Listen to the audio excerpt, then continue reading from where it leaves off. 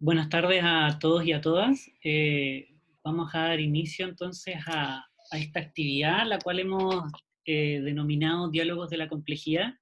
Esta actividad está enmarcada en las actividades de difusión que está realizando el Magíster en Análisis Sistémico Aplicado a la Sociedad de la Universidad de Chile. El objetivo de estas actividades es poder acercar los trabajos y las reflexiones de nuestros profesores y profesoras sobre temas contingentes y contemporáneos de nuestra sociedad. Por lo mismo, hemos decidido partir estas actividades con eh, algunas reflexiones y algunos lineamientos de cómo pensar todo lo que ha implicado el proceso constituyente y el estallido social vivido desde octubre del año pasado, desde una perspectiva sistémica. ¿Ya? En esta tarde nos acompañan el profesor Marcelo Arnold. Él es profesor titular académico de la Universidad de Chile, es miembro del Departamento de Antropología de la Facultad de Ciencias Sociales, fue decano de la facultad durante los periodos 2006-2014 y presidente de la Asociación Latinoamericana de Sociología entre los años 2013 y 2015. Actualmente es profesor de teoría sistémica, organizaciones y filosofía de la ciencia dentro de la facultad. Y también nos acompaña Felipe Pérez Solari. Él es licenciado en Historia, magíster en Análisis Sistémico aplicado a la sociedad y candidato a doctor en Sociología de la Universidad de Bonn. Él también fue exalumno de nosotros y en esta tarde hemos invitado a ambos profesores bueno, a que puedan realizar un diálogo, unas reflexiones en torno a esto, al tema que nos convoca. Les vamos a pedir que sus preguntas las puedan ir escribiendo en el chat, ¿ya? Y después nosotros vamos a ir viendo, las vamos a ir tomando y contestando. Eh, Eso, sí que ahora les doy la palabra, profesores, para iniciar el conversatorio.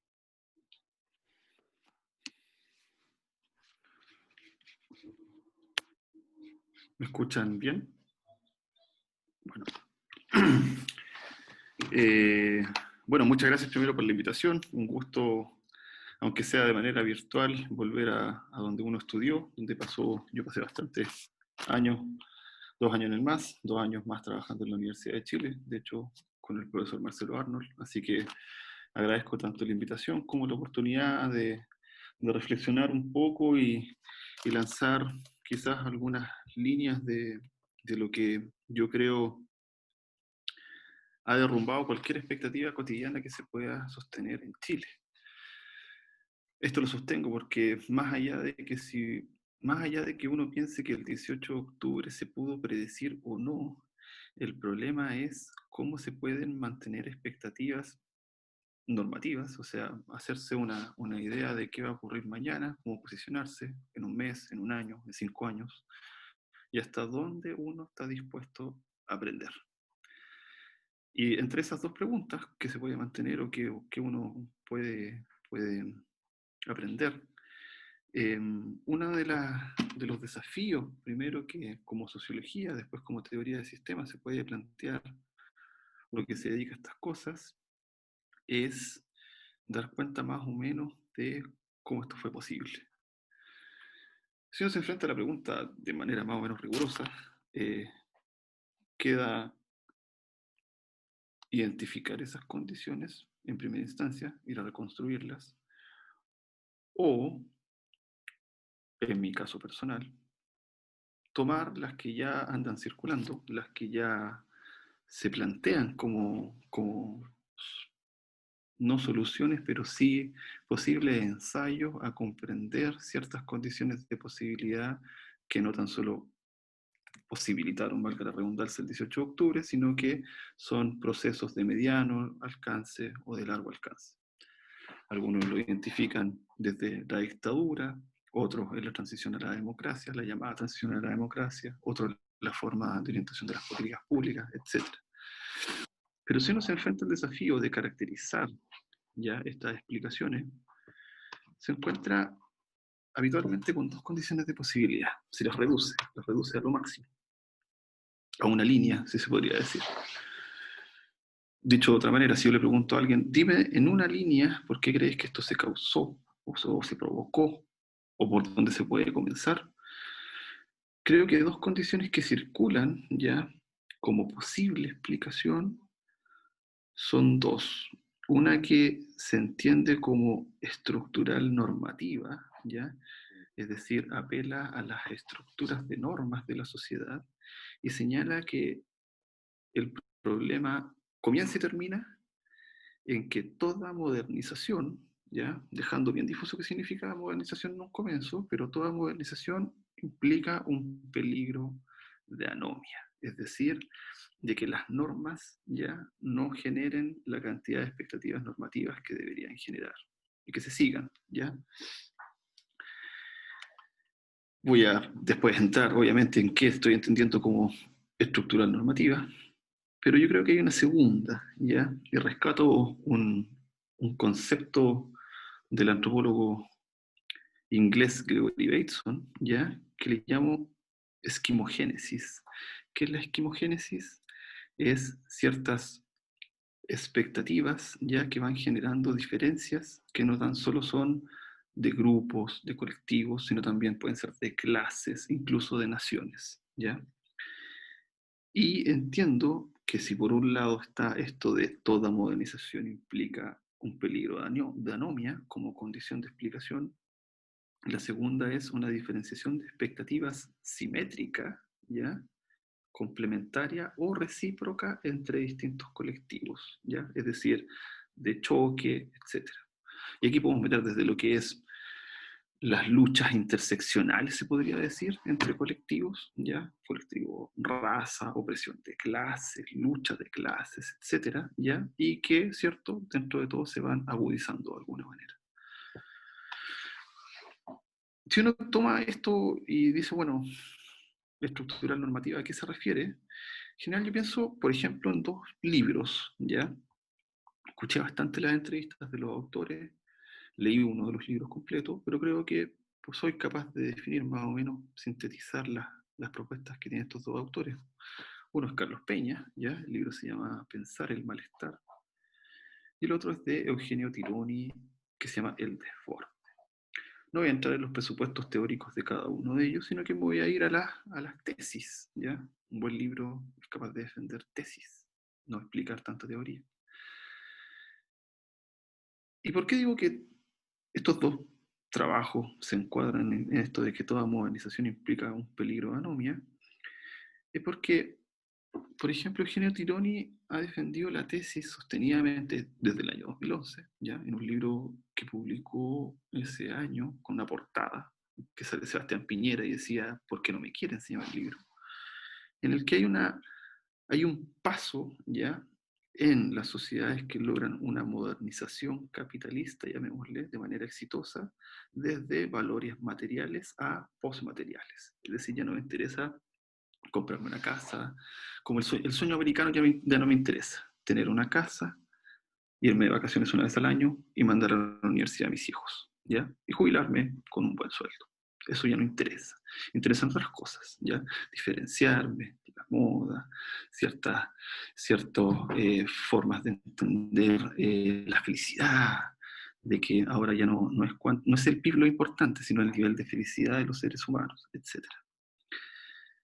Señalan ambos también de que hubo un derrumbe de mecanismos de cohesión social, ¿cierto?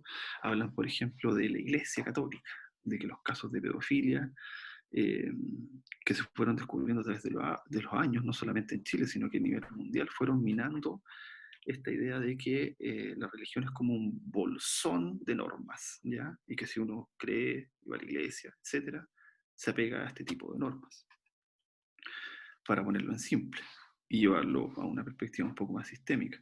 Solamente uno se pregunta, bueno, ¿y usted pondría a su hijo en un colegio católico? Y no tiene que responder la pregunta para que no tiene que responder la pregunta para que se abra un montón de información que nos dice, eso es nuevo, eso no pasaba antes. Y eso derrumba normas, dicen estos autores. En segundo lugar, Tercer lugar, perdón, dice, bueno, hubo varias alarmas, ¿ya? Esto de las alarmas se entiende siempre como escándalo, ¿ya? Entonces, estas alarmas, los escándalos de corrupción en todos lados, cosas que sonaban derechamente ilegítimas, podríamos decir, o incluso ilegales, ¿ya? Que a un acusado de un delito más o menos importante le den clases de ética. Eso eran alarmas. Y no se escucharon, sostienen. Y hay un problema también generacional, ¿ya? Es decir, hay una falta de orientación normativa en los jóvenes, lo que se entiende como el millennial, que está siempre, voy a ocupar estereotipos para reducir mi tiempo de explicación, ¿ya? Como instrumento sociológico, pero es el millennial que anda siempre metido en el celular y que uno, de hecho, tiene una distancia cognitiva con él porque no sabe, primero, qué aplicaciones ocupa, ¿ya? Y de qué manera se ocupan dichas aplicaciones. TikTok, por ejemplo, una aplicación en la cual sale un video de 30 minutos que uno lo puede conectar con música, lo puede relacionar con música, ¿ya? Y que genera influencers que lo siguen millones de personas, ¿ya? Y eso genera mucho dinero también. Uno no entiende. Diferencia generacional. ¿Y qué sucede con esto? Que ambos autores llegan al siguiente punto, de que hay una paradoja, que es decir, el incremento de bienestar indiscutible, ¿ya? Que tuvo Chile en los últimos, especialmente en los últimos 15 años, se puede decir, ¿ya? Que uno mira todos los indicadores y frases como tenemos el país más educado de toda la historia, el PIB per cápita más educado, o sea, más alto de toda la historia, la mayor cantidad de población que ha ido a la universidad, etcétera, ¿ya? Y son puros indicadores comparativos, ciertos, y dicen, bueno, este incremento de bienestar hace más intolerable la desigualdad. Esa es la explicación, ¿ya? Es decir, porque hay bienestar, ¿ya? La sensación de bienestar implica que las desigualdades, Carlos Peñas le llama una herida, ¿ya? No, entiendo, no he logrado, a pesar de todas las entrevistas que he escuchado y el libro, no logré entender muy bien a qué se refería con la herida, ¿ya? Como sociólogo, asumo que no está hablando de algo que causa dolor y que la interpreta mi sistema nervioso, sino que algo un poco más profundo, pero me cuesta entenderlo. Pero esa es la idea. Por otro lado, ya, y voy a la segunda condición,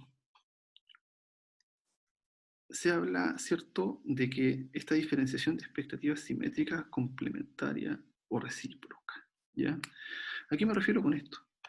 Con los ejemplos se va a ir, espero, explicando bastante rápido. Hablo de 4 libros muy rápidos. Uno de Patricio Fernández, el ex director de Eclinic, que habla sobre la marcha. Carlos Ruiz Encina, Octubre Chileno, se llama su libro. Daniel Matamala, el periodista, que igual lo tomé porque es muy influyente en los medios, a pesar de que no sea sociólogo, ocupa varias categorías sociológicas y es bastante influyente en la prensa y en los medios de masa. Y Big Bang, que es Alberto Mayor. Bueno, si tengo que, como hice con Peña y con Tiro, en resumir las tesis, se señala que el 18 de octubre fue una especie de momento populista, no en el sentido populista peyorativo que todos conocemos, de el líder demagógico que convence mediante su demagogia a la masa popular, especialmente a través de los medios de masa, y va acumulando poder. No, no me refiero, los autores, especialmente Daniel Matabala, no se refiere a populistas de esa manera, sino que la idea de pueblo como ciudadanía contra una élite. A eso le llamamos momento populista, ¿ya? Más Laclau, etcétera, pero no voy a meter por ahí, pero sí a eso se refiere con que hubo un momento populista. También señalan que, términos viejos de sociología, la adscripción, es decir, las condiciones que uno tiene desde, en general, desde nacimiento, ¿ya? Adscripción puede ser entendido como desde capital cultural hasta el color de piel, ¿ya? Están por sobre el desempeño, llámese de rol en Chile. Es decir, si yo voy al colegio tanto y vengo de una familia tanto, tengo tal apariencia y tal apellido, es mucho más probable que tenga cierto tipo de inclusión social. Mercantilización de la vida, por todo se tiene que pagar, ¿cierto? Y hay cosas por las cuales ya no se tolera tener que pagar.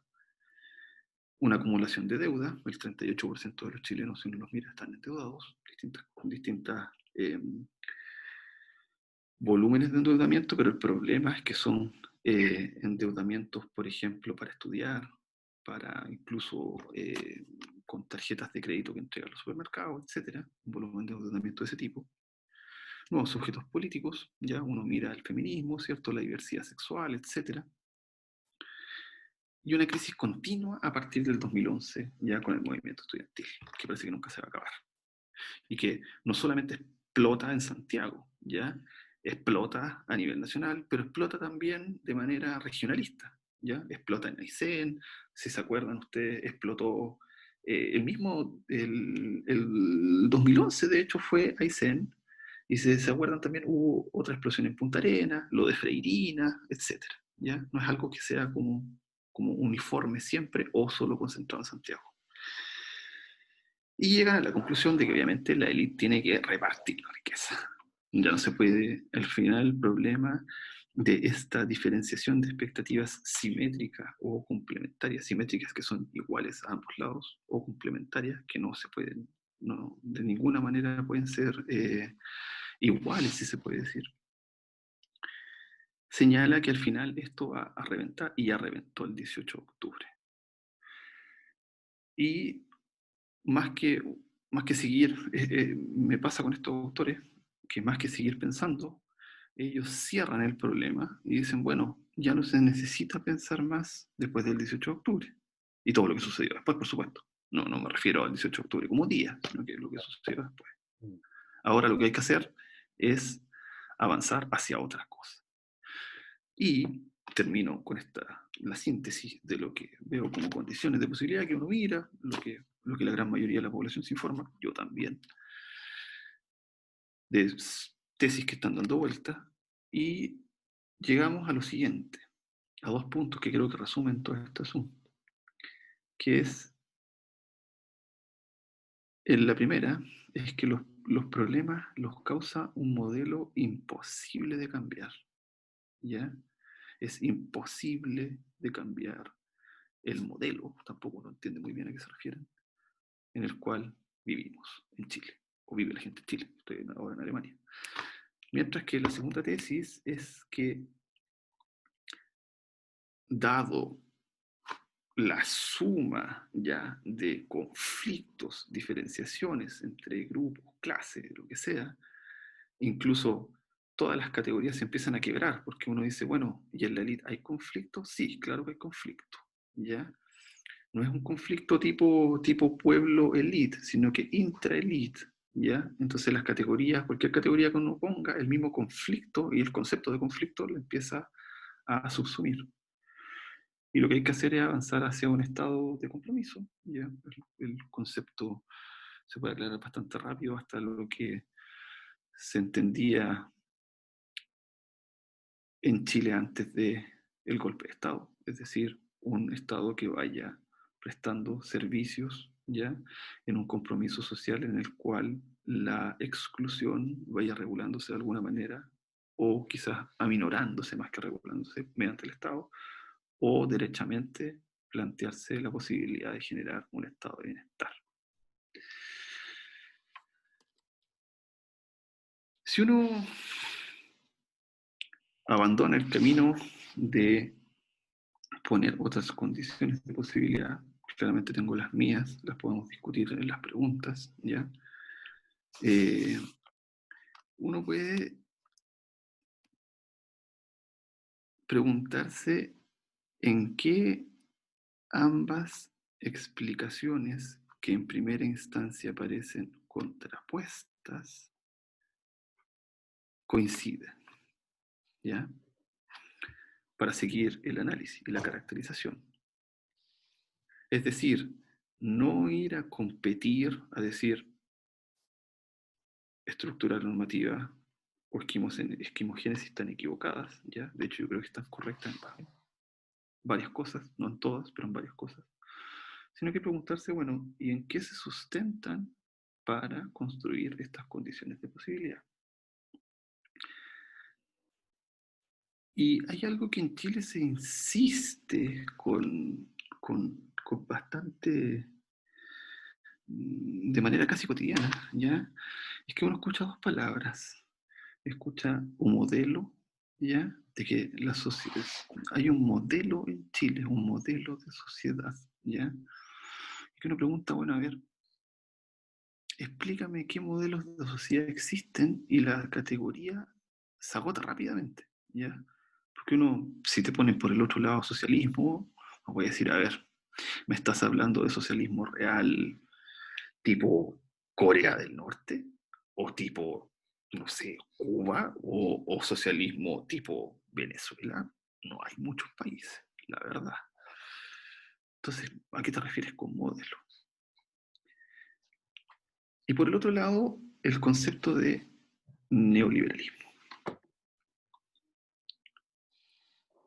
Y algo que he discutido con el profesor Marcelo es que si uno mira las dos categorías, tanto modelo como neoliberalismo, y aquí viene el aporte desde teoría de sistemas, el primer aporte se podría hacer de alguna manera, no queda claro qué es neoliberalismo a pesar de que el concepto se ocupe bastante. Es bastante polisémico, uno podría decir significante vacío, ¿cierto? Pero una alternativa ya es construirlo sistémicamente como una semántica. Repito, para seguir avanzando en el supuesto de que hay un modelo neoliberal o un modelo de sociedad que no le gusta llamarlo neoliberal, pero que si uno aprieta, más o menos, los que dicen que es neoliberal llegan a cierto acuerdo. ¿Qué es una semántica? Una semántica lo que hace es, dicen los sistémicos, decimos los sistémicos, me incluyo, es condensar sentido. ¿Qué significa esto? Que tres dimensiones que son insacables, no se pueden evadir y son inextirpables de la comunicación, son una dimensión social, uno identifica rápidamente de quién está hablando, una dimensión temporal, es decir, uno identifica de cuándo se está hablando, y una dimensión material, es decir, de qué se está hablando. ¿Ya? Esto ha sido investigado de distintas maneras, en la lógica, la filosofía, la sociología, pero siempre estas tres dimensiones, qué, cuándo y quién, están y se marcan. ¿Ya? Y lo que hacen las semánticas es que, incluso de manera contradictoria, logran hacer comprensible mediante estos conceptos, ¿ya? Estas tres dimensiones. Entonces yo le digo a alguien, es que este es un orden democrático. Y uno dice, a ver, ¿a qué te refieres con eso? Y lo pregunta, ¿ya? Y insiste en su pregunta, rápidamente se va difuminando, ¿ya? Incluso si uno habla con un teórico de la democracia, alguien que sea filósofo de la democracia. Entonces, mi propuesta primera, para empezar a entender esto, ¿ya? Y así ir avanzando en la explicación, es que lo que se entiende como neoliberal en general es una semántica política, ¿ya? De hecho, si uno habla de sistema neoliberal, se activa automáticamente la expectativa de cuál es la posición política de quien emite ese enunciado. De hecho, si uno ve en el espectro político, ya la palabra se evade. Y otra característica que tiene es que es muy difícil identificar a los neoliberales. A los que se los cataloga como neoliberales, rechazan rápidamente la categoría, la reflexionan de hecho, o señalan que es una categoría peyorativa, es como el populista, ¿ya? Pasa más o menos lo mismo. Uno dice, bueno, ¿y el populismo? Sí, el populismo existe, ¿ya? ¿Y quién es populista? Tal. Dice, pero el que tú dices que es populista, ¿se asume como populista? No, no, ¿por qué? Pasa lo mismo con el neoliberal. Y esta semántica política, que es mi propuesta a discusión, por supuesto, profesor Marcelo me puede interrumpir, comentar cuando usted Sí, lo ok. estime conveniente. Creo que alumbra 4, podríamos decir, características de la autopoiesis de la economía, ¿ya? Muy corto para alguien que quizás ha escuchado el concepto por primera vez.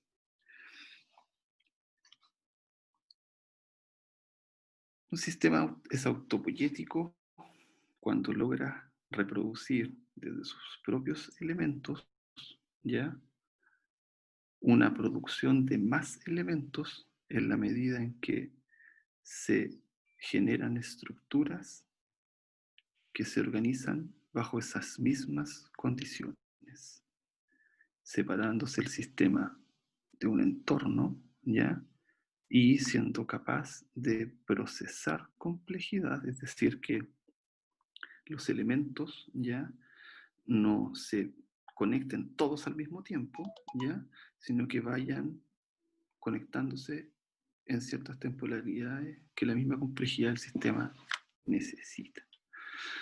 En términos simples, lo voy a explicar como a mí me lo enseñó el profesor Arnold.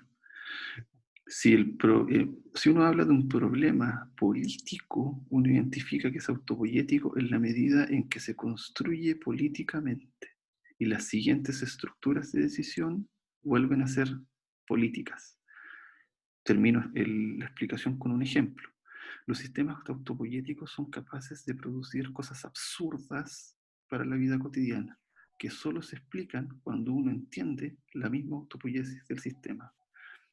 El mejor ejemplo que tengo, y que lo puedo para hacer clases, es que el derecho como sistema autopoiético, en su clausura operativa, es decir, sus operaciones se van clausurando y generan un muro que todo lo que pasa afuera es ruido, es que el sistema, cuando publica una nueva ley, asume que todos la conocen, lo cual es absurdo.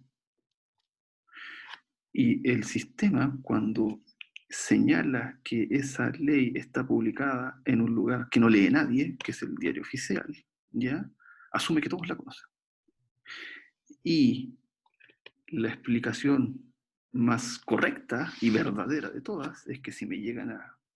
Yo tengo contacto con el sistema jurídico por una ley que no conozco y que es cierto que no la conozco, el sistema va a decir, se publicó en el diario oficial, así que usted debería conocerla. A eso me refiero con autopoiesis. Entre muchas cosas. Volviendo al punto del neoliberalismo, que es una semántica política y que se refiere a la autopoiesis del sistema económico. Es que desde los años 70, ya, algo en lo que Chile se fue obviamente metiendo de manera muy rápida, y sabemos perfectamente las consecuencias que significó eso desde el año 75 en adelante, las estructuras de la economía empiezan a ser una estructura de economías de servicios, ¿ya? Esto altera todo. ¿Por qué? Porque de partida el sueño no es que se multipliquen los obreros como clase proletaria devenida de la industrialización, que significa generar más fábricas y que sean más que los campesinos, y eso sea la forma de desarrollarse. Tampoco los campesinos ya empiezan a disminuir, y eso empieza antes. Ya en Chile empezó a finales del siglo XIX. Entonces esta economía de servicios, en que si uno lo mira en términos estadísticos y en términos autopoiéticos, la estructura de la economía alemana con la estructura de la economía chilena, si uno mira los porcentajes de qué porcentaje ocupa los servicios, es prácticamente la misma.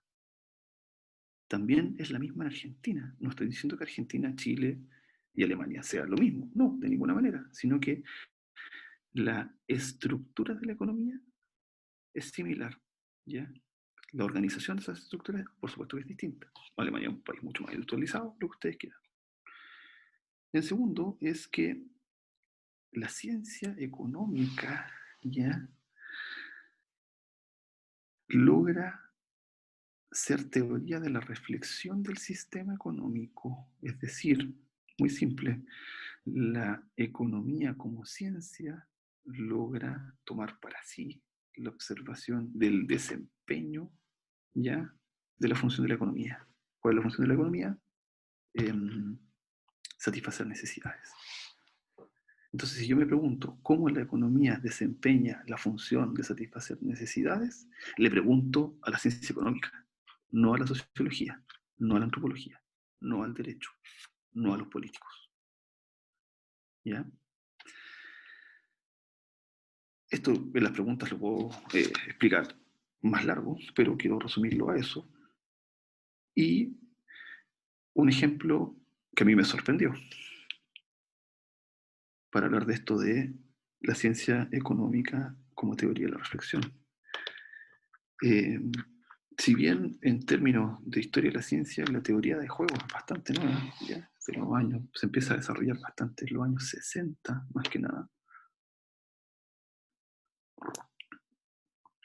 Sus propios desarrollos en conjunto con las aplicaciones que le dio la economía en su particular entendimiento del individualismo metodológico, hizo posible que todo problema social, llamémoslo sociológico, antropológico, psicológico, historiográfico incluso, se pudiese construir desde la propia teoría de juegos, siendo más fácil incluso hacerlo plausible para hacer políticas públicas. Un ejemplo corto del premio Nobel Gregory Becker. La delincuencia, todos sabemos que es un problema, ¿ya? Y hasta los desarrollos que hizo Gregory Becker entre teoría monetarista y económica y teoría de juegos en este problema, se entendía de dos maneras. O al delincuente hay que perseguirlo de todas las maneras posibles y reducir la delincuencia, más policía, más lo que sea, ¿ya? Lo que sea necesario para perseguir al delincuente.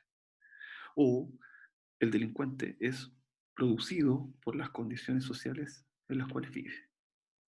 Pobreza, hacinamiento, mal trabajo, etc. Gary Becker publicó un texto muy famoso, que es casi una teoría de juego, ya, el año 74, si a mi memoria anda fina. Uno lee el artículo y lo fascinante que tiene es que dice que si uno mira, y es cierto, en todos los sistemas penales del mundo, la gran mayoría de los presos tienen que ver por delitos contra la propiedad. No, no, la gran mayoría de los presos no tiene que ver con delitos violentos, delitos sexuales, no. De hecho, en Chile, si mi memoria anda fina, es el 64% de los presos, ¿ya? Son por atentados o delitos contra la propiedad.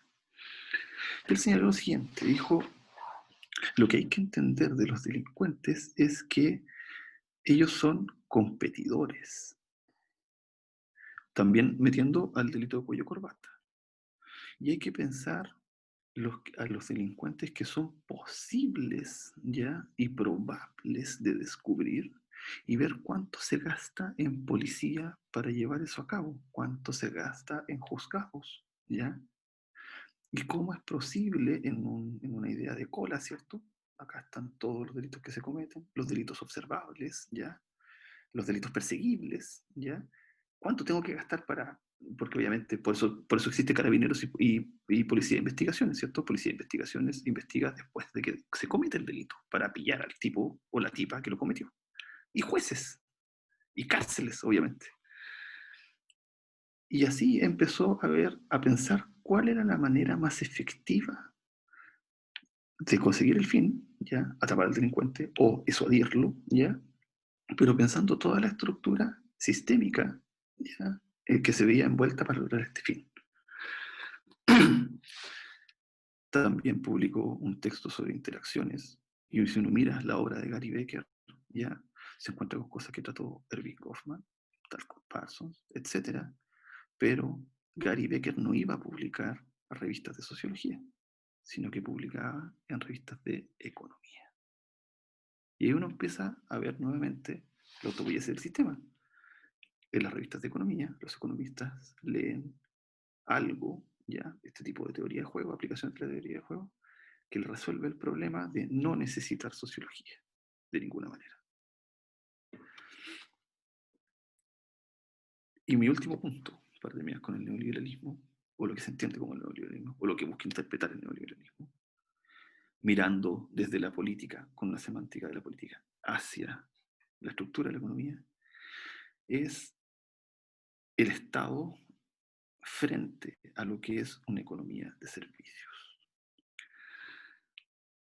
En términos históricos muy simples, cómo se planteaba el Estado, si uno lo mira, por ejemplo, en Chile,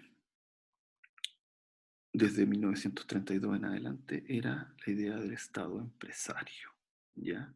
¿Por qué? Porque la idea era que las intervenciones en la economía debían ser para fortalecer la industria, ¿cierto? Y después viene lo que conocemos como industrialización por sustitución de importaciones, ¿ya?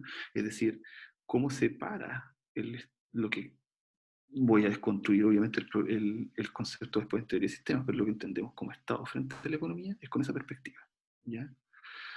Porque la idea de desempeñar servicios no estaba en cuestión. Las escuelas son públicas, la gran mayoría. El derecho a la educación es algo que asegura el Estado y todo lo que nosotros más o menos entendemos de esa época y que sigue rebotando, por supuesto, hoy en día. Ahora, ante una estructura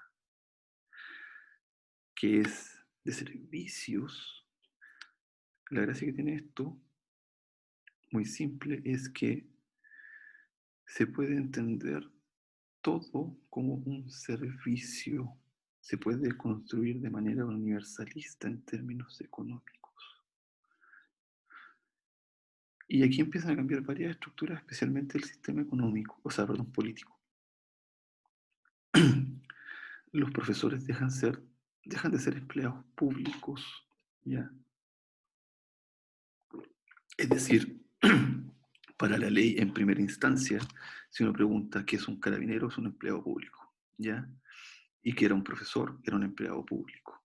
Y que es un médico de un hospital público, antes, también es un empleado público, ¿ya?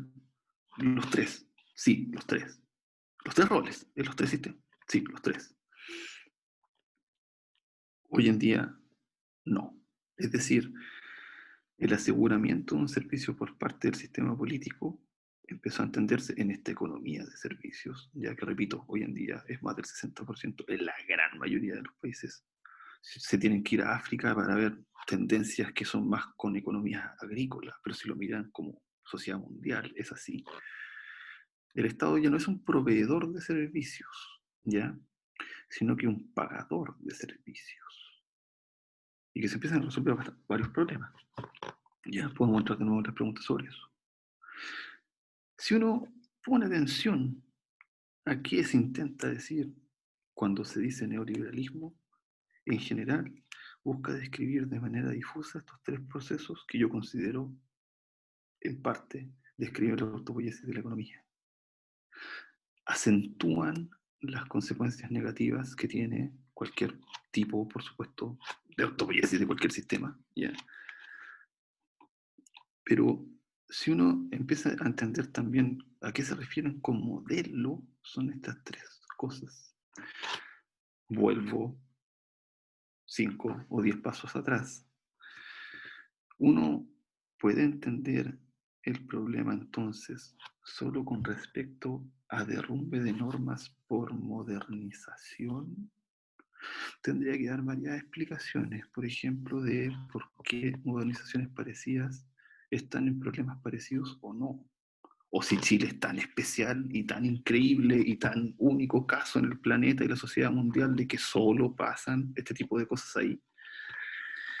No creo de ninguna manera que lo que pasa en Hong Kong sea comparable. Quizás sí, me defendería lo contrario, ¿ya? No sé si las crisis del 2008 también tienen que ver con eso, ¿ya? Y también quería una pregunta que había que avanzarla teóricamente, si es que estas tres dimensiones que yo describí se pueden construir también a nivel de la sociedad mundial. Creo que sí, por eso hablo de autopoiesis de la economía. Y para cerrar, yo creo, y ya dar paso a las preguntas, a los comentarios, por supuesto que piensa el profesor Marcelo y conversar con él, es ¿Por qué una constitución? ¿Por qué una constitución con respecto al modelo? ¿Por qué una constitución con respecto al neoliberalismo? ¿Por qué una constitución después del 18 de octubre?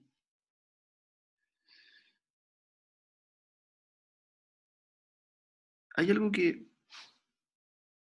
hay cosas que a mi gusto se comunican en los medios de masas hoy en día.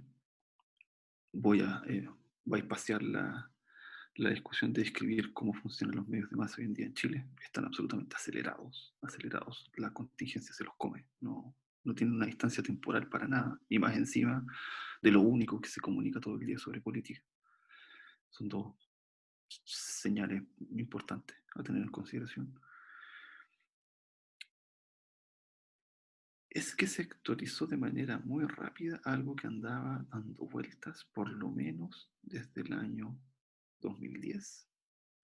Se aceleró en el año 2011 y habían varias formas, incluso, de entender cómo cambiar la Constitución de 1980.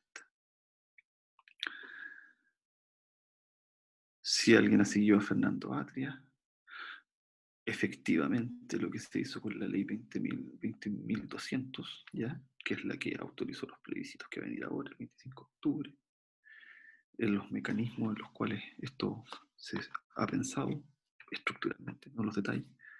Fernando Atria los propuso hace 4 o 5 años. De hecho, en su momento se dijo que era inconstitucional. Ahora no. Está claro por qué. Y la pregunta que uno se hace con la Constitución es, bueno, ¿y qué es una Constitución en términos sociológicos? No es muy popular la pregunta por la Constitución en la sociología, en términos teóricos. Si uno reconstruye los grandes teóricos de la sociología, no tiene mucho espacio. Ahora, y aquí me voy a poner en el lado del qué, no en el cómo.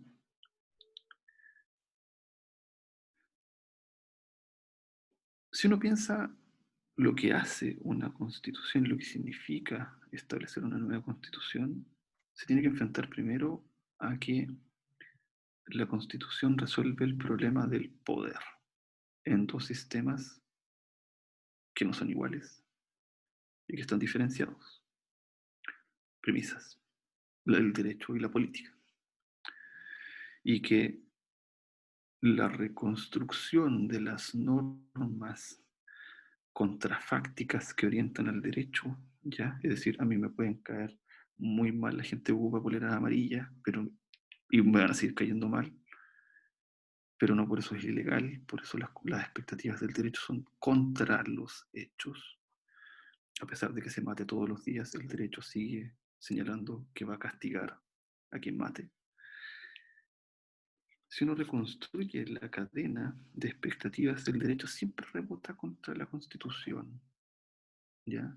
Algo que hablaba con un amigo y a mí me parece bastante particular en Chile, que debido a las acusaciones de un gobierno, las Naciones Unidas y dos organizaciones internacionales de violaciones de derechos humanos en Chile, se habló de actualizar los protocolos de carabineros. Y yo decía, ¿pero qué es un protocolo? Yo protocolo lo entiendo como algo diplomático, ¿ya? O como cuando me voy a juntar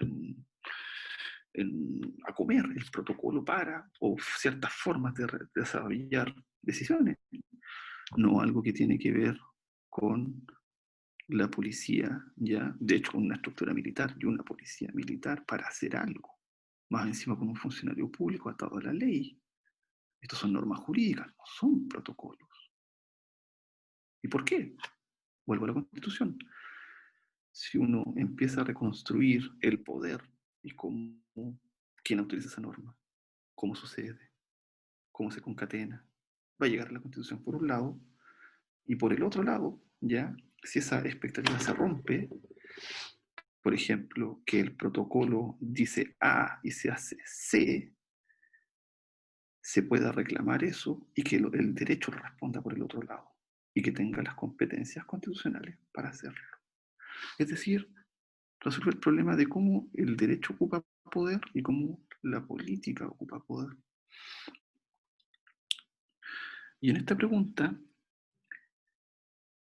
uno entiende varias cosas y por qué causa tanto ruido esto de cambiar la Constitución, porque es finalmente una discusión sobre el uso del poder en términos políticos y en términos jurídicos. Ahora,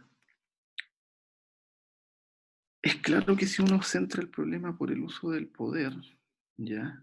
Y el poder como en términos sistémicos, reducción de posibilidades en las cuales el otro, a quien yo le comunico que voy a jugar poder, ¿cierto? Estamos hablando de comunicación acá.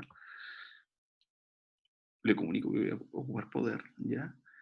Se reducen las posibilidades, el otro elige entre esas posibilidades, pero la gracia del poder es que está la amenaza de una sanción, siempre. Velada, ¿ya? Velada. O lo con un policía, yo sé que tiene una pistola. No me está amenazando, pero yo sé que puedo hacerlo. Si la pregunta es por el poder, es qué expectativas, ya, y aquí se entienden varias cosas de Chile, y voy a ir cerrando esta pequeña presentación de las condiciones de posibilidad, es, primero, dos cosas, que si hablamos ya de cómo los supuestos de operación de la política, siempre cuando van a hacer algo tienen en mente el derecho y que se ajuste a las normas lo que van a hacer. Y al revés, el juez ya es juez porque la ley es la ley y tiene autoridad. Se acoplan en sus estructuras de expectativas la política y el derecho. Eso es lo que resuelve una constitución como problema. Y como el problema del 18 de octubre infla y ha inflado las expectativas, ¿ya? De que uno empieza a preguntar, a ver, yo lo hago bien simple, bien no metodológicamente. Yo le paso la Constitución a alguien, le paso un lápiz, un cuaderno, y le digo, ¿qué quieres cambiar? Y es increíble que ni siquiera los políticos puedan responderlo. Es decir, hay un lanzamiento de expectativas hacia el futuro, ¿ya? En el cual se genera algo que yo creo que recién hay que empezar a estudiarlo y pensarlo rigurosamente. Muy difícil porque es algo que está sucediendo ahora, de que se opera muchas de las operaciones del sistema político e incluso del sistema jurídico se realizan como si se hicieran con una constitución que no existe, porque se nombran derechos que no existen, se supone. La constitución no los asegura. Pero se actúa y se opera con la constitución de ahora. Y ahí parece que hay dos constituciones entonces. Y eso de las dos constituciones, ya, y que se va moviendo, y que de hecho ahora va a empezar con un sector político, habla de que van a haber dos cámaras, ya, eso está prohibido según lo que se firmó en la ley, se aprobó la ley 21.200, ya va a haber una convención mixta constitucional o convención constitucional. De hecho, todos sabemos que va a ser convención constitucional, sería una sorpresa que no lo fuera. Y van a ser paralelamente en que vamos a tener un Congreso legislando en base a una constitución, pudiendo transformarla. Nada dice que no hayan nuevas reformas constitucionales, mientras una constitución está escribiendo la siguiente constitución. Y ojo, que cuando se termine de escribir esta constitución, tiene que lanzarse un decreto del presidente de la República para que esa constitución se apruebe.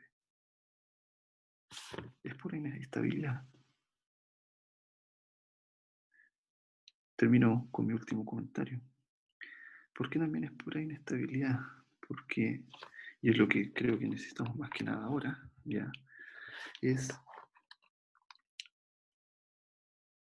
observar de manera muy difícil. Yo creo que para mí es bastante fácil porque no estoy en Chile en estos momentos, ¿ya? Pero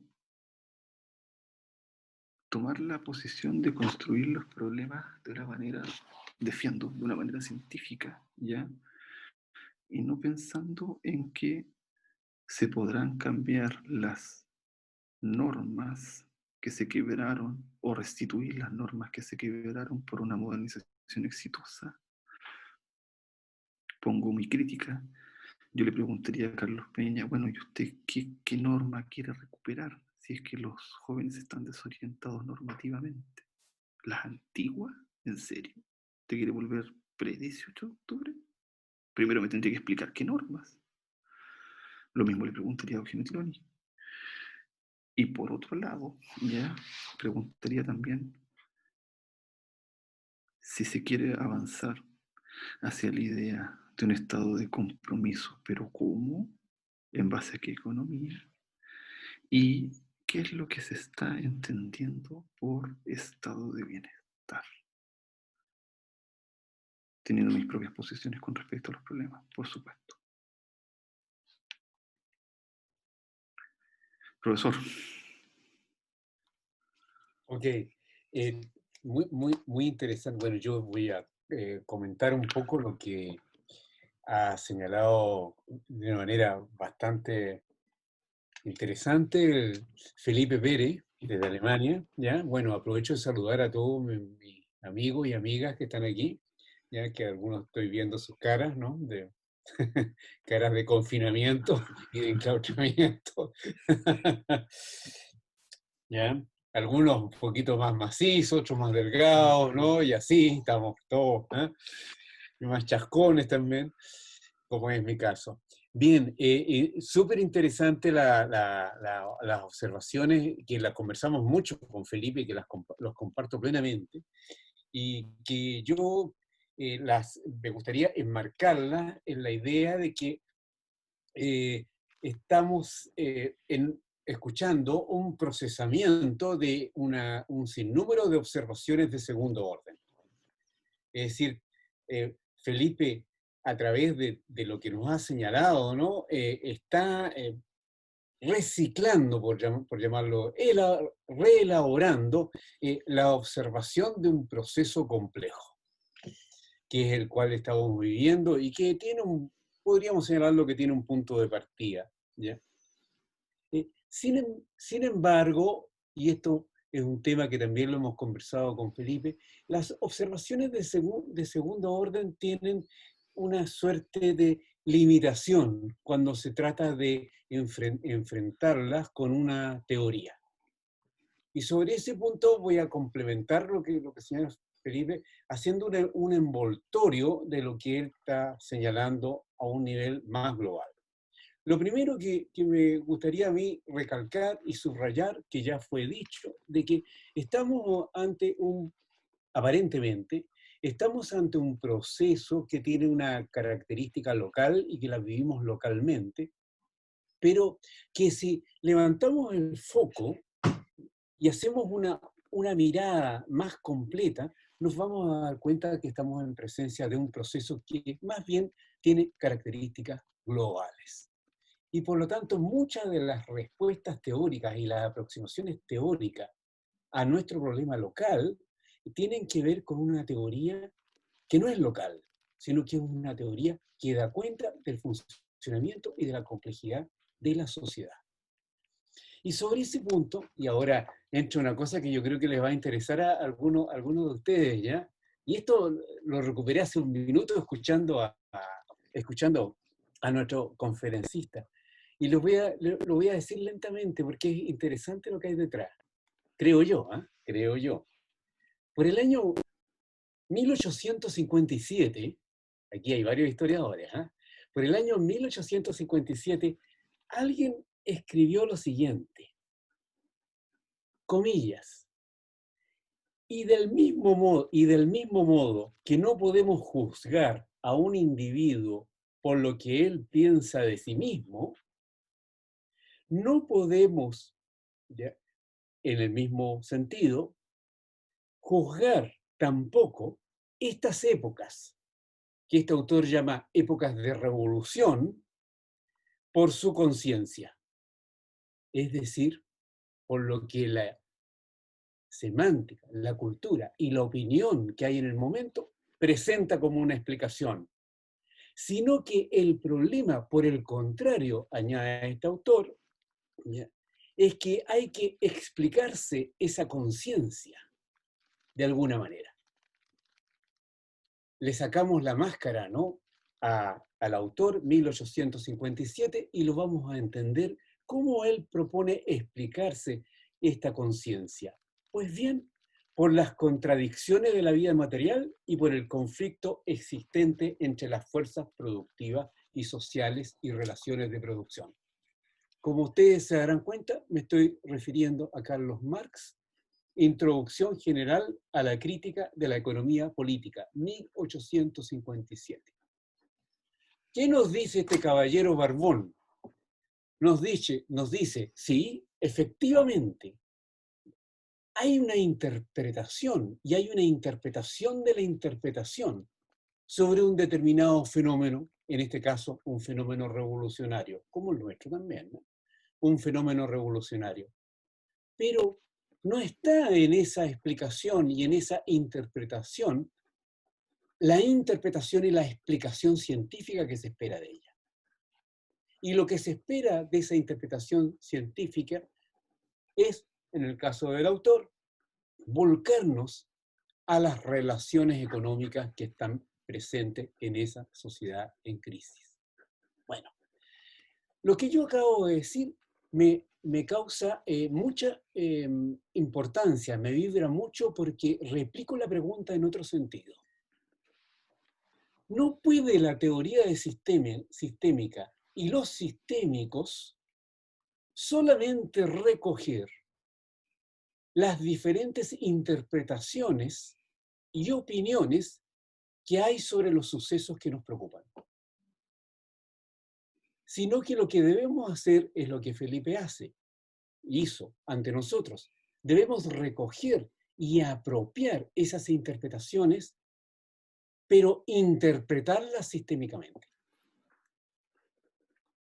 Carlos Marx propuso interpretar lo mismo a través de su formulación del materialismo económico y de cierta manera el materialismo histórico y de cierta manera el determinismo económico que está detrás de ello. Pues bien, ¿cómo lo harían los sistémicos? ¿Cómo proponen interpretar esta, entre comillas, revolución, este estallido social? ¿Mediante qué herramientas? La primera de ellas es indudablemente recoger cómo esto está siendo observado, especialmente por observadores especializados, como los destacó muy bien Felipe, desde Carlos Peña hasta el periodista Matamala, porque son generadores de la interpretación y que nosotros la reproducimos. Pues bien, esa interpretación, ¿cómo la interpretamos sistémicamente? Y ahí yo propongo, y estoy absolutamente convencido de ello, de que la interpretación del fenómeno al cual estamos presentando nuestra mirada tiene que ver con un proceso global que debe ser considerado en relación a la instalación de la diferenciación funcional. Es decir, a la instalación de una forma de estructura de la sociedad. Y desde ahí a las consecuencias que tiene esa instalación de la estructura de diferenciación funcional en la sociedad. ¿Qué consecuencias tiene? Diferenciación funcional, estructura, la forma con la cual la sociedad se está, entre comillas, organizando, porque no sería la palabra exacta organizar, sino que más bien estructurando, la forma con la cual la sociedad se está estructurando y las condiciones que está presentando para la integración social en esa sociedad que tiene esa forma estructural. Vale decir, las condiciones que está presentando para la inclusión y la exclusión social. Mi hipótesis, mi propuesta, es que si unimos ambas cosas, unimos el cambio estructural con las condiciones que está presentando este cambio estructural a la integración de los individuos y las personas en la sociedad, léase inclusión, exclusión, vamos a entender muy bien las posibilidades que tienen las interpretaciones que conocemos, como también las limitaciones que tienen. La principal de las limitaciones, y con esto concluyo, es que carecen de una observación teórica. Y al carecer de una observación teórica, son interpretaciones casuísticas, de caso. Y en una sociedad compleja, como la que vivimos nosotros, y la que convivimos actualmente, las posibilidades y las referencias con las cuales la sociedad puede ser observada son múltiples y variadas. Por lo tanto, tu referencia, la tuya, la del vecino y la del otro, cuando no hay un mecanismo de integración teórico de ellas. La noción de diferenciación funcional y las limitaciones que plantea la integración social, desde mi punto de vista, son más que suficientes para integrar esta enorme variedad de interpretaciones y opiniones que hay con respecto al estallido social. De ahí para adelante empiezan a aparecer las particularidades de estos procesos. Pero sin ese marco general nos disparamos sencillamente en el mundo de todo es posible. Puede ser esto, puede ser lo otro. O lo que llamaba ese gran lógico Gödel, nos llenamos de puros bucles extraños, relaciones extrañas, ¿ya? Conexiones extrañas. Bueno, es interesante. Como estamos dentro de una comunidad, por lo menos una familia sistémica, algunos de los que estamos aquí con mayor o menor grado, digámoslo, sí, efectivamente, la teoría sistémica tiene recursos para interpretar esto. Y no puede, indudablemente, descargarse solamente en algo que es muy conveniente, la recopilación y sistematización de observaciones de segundo orden. Puede ir más lejos, puede recogerla, integrarla y proyectarla teóricamente. Que esto sirva para construir el artículo número 3 de la nueva Constitución, no lo sé. Que esto sirva para entender lo que va a ocurrir posteriormente al 25 de octubre, no lo sé. Y tampoco lo puedo saber, ni con esta teoría ni con la otra. Pero lo que sí voy a tener un mecanismo comprensivo, teóricamente fundamentado, sólido, sociológico y científico, para ofertar en una comprensión especializada lo que está ocurriendo en el estallido social, o a partir del estallido social. Eso es lo que quería comentarles un poco a ustedes, ya a partir de las observaciones que ha recogido Felipe y que hemos discutido durante todo este tiempo. Es decir, hay mucha teoría sistémica que aplicar. Ese sería como dado que estamos en el mundo de los eslóganes, ¿no? ¿Ya? Hay mucho de sistemas para entender esto. Gracias. Hasta ahí llego porque tenemos que agilizar un poco las preguntas. Sí. Muchas gracias. Voy a recoger una de las preguntas del chat y que me gustaría planteársela en realidad a ambos, ¿ya? Si pudieran hacer un breve comentario. Y la pregunta es de Diego Verdejo y dice, quisiera referirme a dos aspectos. La primera es si Felipe pudiese volver a la idea de que el modelo no va a cambiar o que es imposible que cambie. Quizás escuche mal, así que se excusa. ¿Cómo defender esta idea cuando pareciera estar todo caminando en un abismo de incerteza? Incluso desde la teoría de la evolución de Luhmann, ¿sería algo como estructura inmutable frente a variaciones y selecciones? Y la segunda pregunta es más bien un comentario, dice Diego. Me pareció muy interesante esta idea de que habrá gasto por 2 congresos. Se ha escuchado mucho esto como contraargumento para crear una nueva constitución.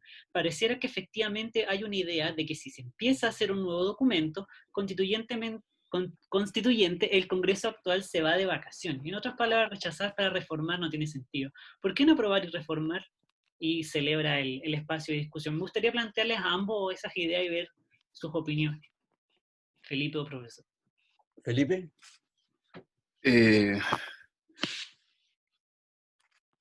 Un minuto que me tuve que cambiar de lugar por la batería.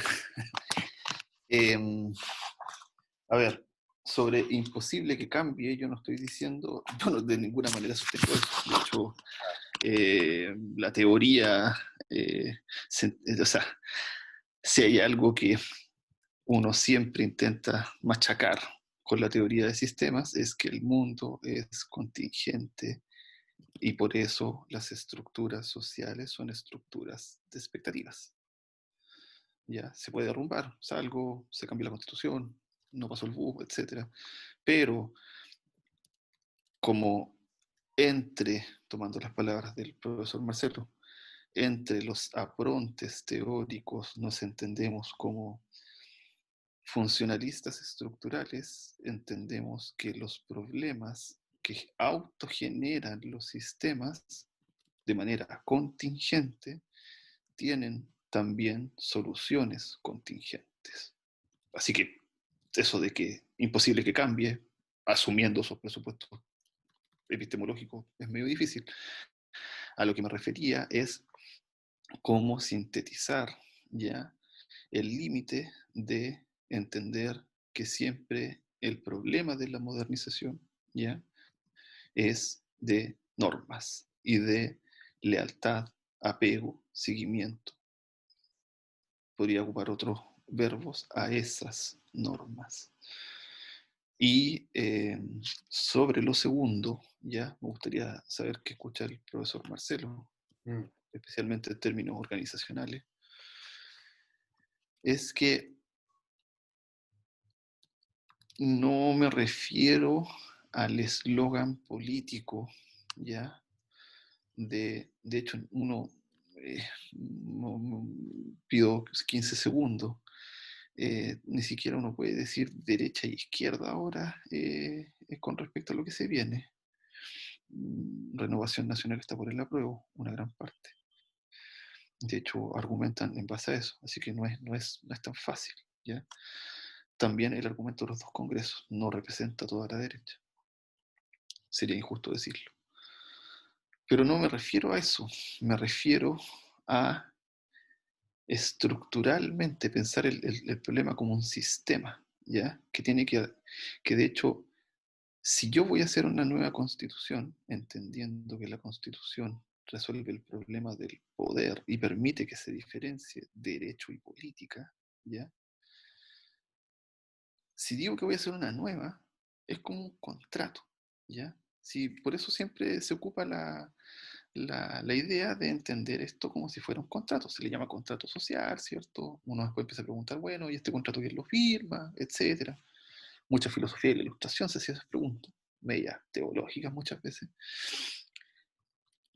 Pero si yo firmo un contrato de lo que sea y digo que voy a redactar un borrador de otro contrato, que no va a ser el mismo de ninguna manera, ¿ya? Sí, puede que sea hoja en blanco, no, eso tampoco está muy claro, ¿ya? Y genero un artículo en ese contrato para autorizar la redacción del otro, ¿ya? A pesar de que delimite ya las dos cosas que se hacen, eso funciona para el sistema en sí, no para el entorno, ¿ya?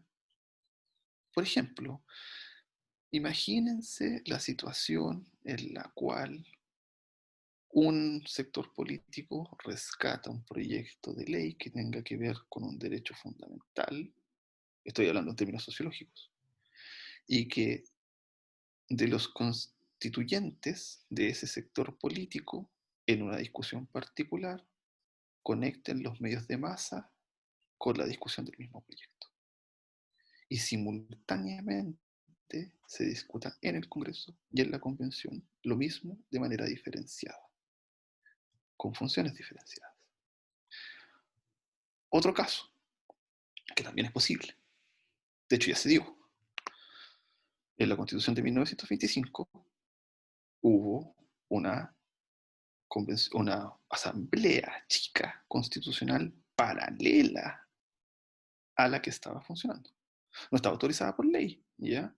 Pero nada, absolutamente nada, impide que un grupo de personas llame a otro grupo de personas y diga, vamos a redactar nosotros un proyecto de constitución o vamos a reflexionar sobre cómo debería ser una constitución para Chile. No hay ninguna norma jurídica que lo impida. ¿ya? De hecho, yo me puedo poner a redactar una constitución ahora, ¿ya? Por eso, no es el problema de específicamente 2 congresos, no. No estoy diciendo que, no estoy ocupando, a ver, para decirlo en estricto español, no creo que sociológicamente rinda nada, en primera instancia, la caricatura de que la Asamblea, de que la Convención Constituyente pueda hacer una especie de golpe de Estado y cerrar el Congreso ya y tomarse atribuciones soberanas que no tiene, ¿ya?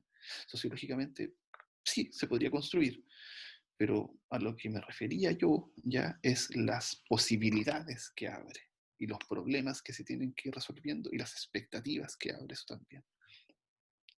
Y le paso la pelota al profesor Marcelo, porque organizacionalmente, de hecho, si uno toma un lápiz y un papel y lo empieza a pensar, es Sí, complejidad pura. es un tema, claro, claro, complejidad pura. Pero el tema de la conversación, y sería interesante proseguir sobre este punto, es el siguiente.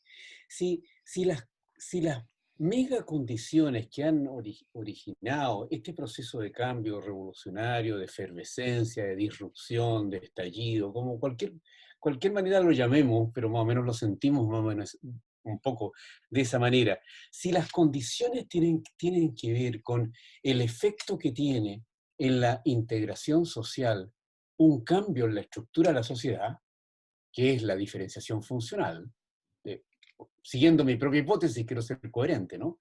¿Ya? Si esas son las condiciones que han provocado esto, o que le han creado las posibilidades de emergencia a esta situación de cambio social, de efervescencia social, o prerevolucionaria, si esas son, la pregunta que sigue a continuación, ¿qué tiene que ver una constitución con esto?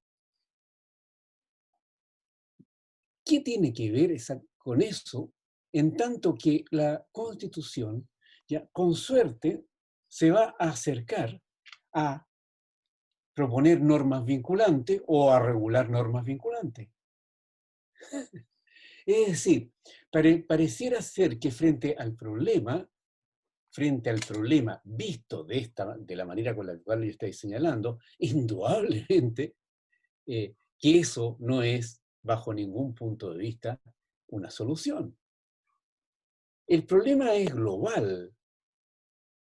Y si el problema es global, y cuando digo problema no lo digo negativamente, el fenómeno debería decir. El fenómeno es global. E indudablemente sus partes no solucionarán problemas globales, solamente van a solucionar problemas parciales. Por ejemplo, la salida política a este estallido es una solución para el sistema político.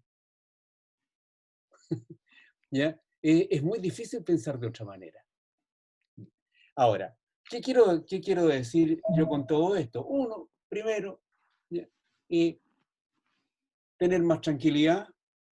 La solución no se da por una casual modificación de una norma jurídica, aunque sea constitucional.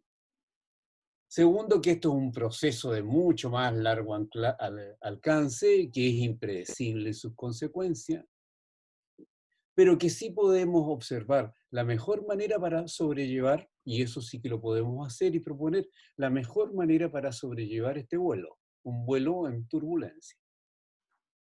Y la mejor manera para sobrellevar este vuelo en turbulencia es diagnosticar claramente qué es lo que está ocasionando esta turbulencia. Y vuelvo majaderamente.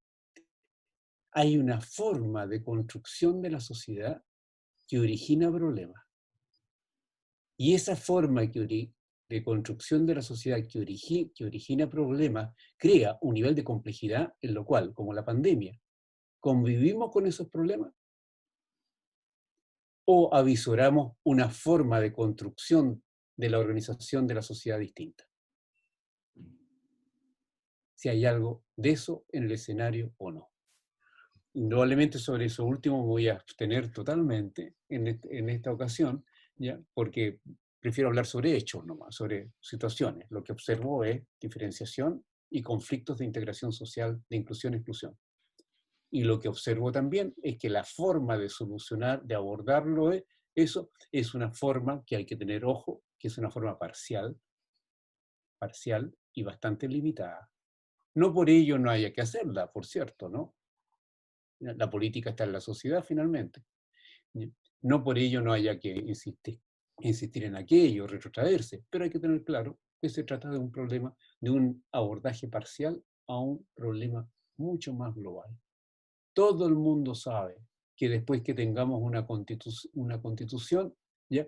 El país no necesariamente va a cambiar. Lo que sí va a cambiar es la constitución. Eso sí, en eso hay certeza absoluta. En lo otro, ¿ya? No tenemos ninguna claridad. No sabemos si el país va a ser más rico, más pobre, más feliz, más infeliz, más grande, más chico. Lo que sí sabemos es que el articulado constitucional se va a modificar. Ahora, aquellos de ustedes que creen en la fuerza de las palabras, ¿ya? Y que se expresan en frases, ¿ya? En textos, qué sé yo, y que estos se imponen en las realidades, bueno, allá ustedes con la confianza en aquello. Pero no vivimos en la palabra, vivimos en una complejidad que tiene otras características y que muchas de ellas son bastante indeterminadas. Por eso nuestra teoría termina siendo también tan abstracta, ¿no? Y tan ciega a los detalles. Gracias, profe. Voy a seguir con dos preguntas más. Primero, Valeria Huanchucuna, que ya es estudiante del MAS, pregunta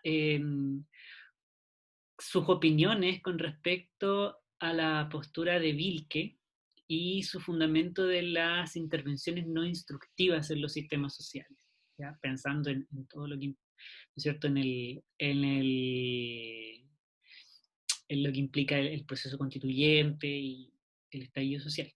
Y Rodrigo Figueroa, exalumno de nuestro programa, también pregunta si les hace sentido la idea de que la crisis de complejidad para aproximarse a lo del 18 de octubre y sus consecuencias, y si este fenómeno puede ser visto con características revolucionarias o más bien como corrección.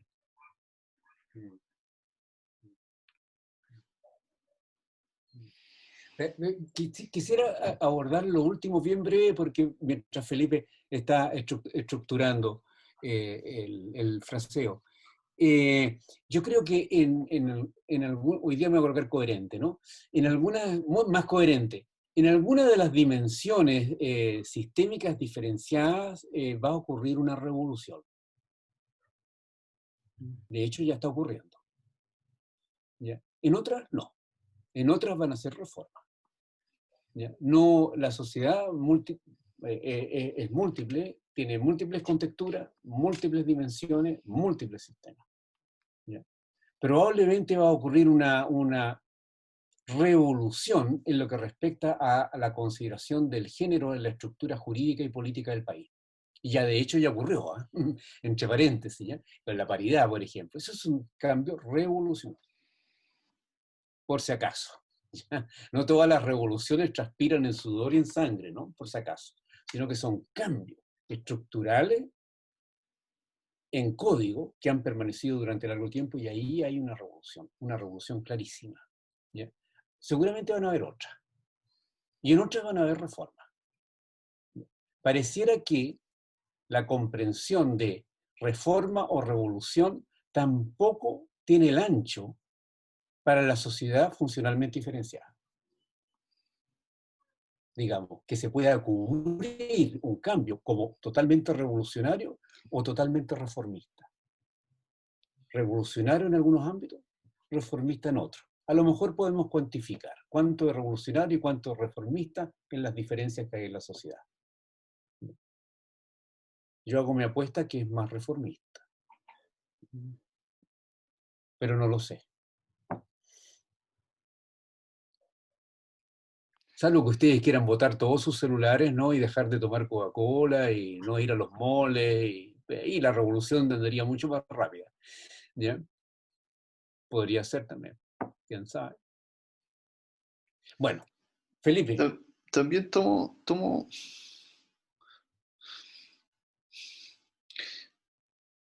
me da problema hablar de revolución.